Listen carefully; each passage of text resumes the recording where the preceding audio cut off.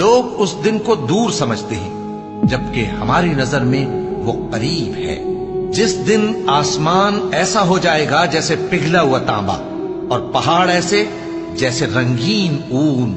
اور کوئی دوست کسی دوست کو نہ پوچھے گا حالانکہ ایک دوسرے کو سامنے دیکھ رہے ہوں گے۔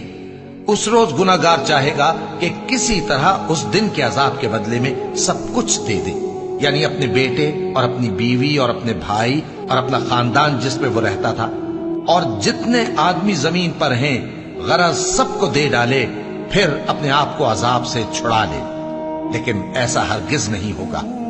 وہ بھڑکتی ہوئی آگ ہے، کھال ادھیڑ کر کلیجہ نکال لینے والی۔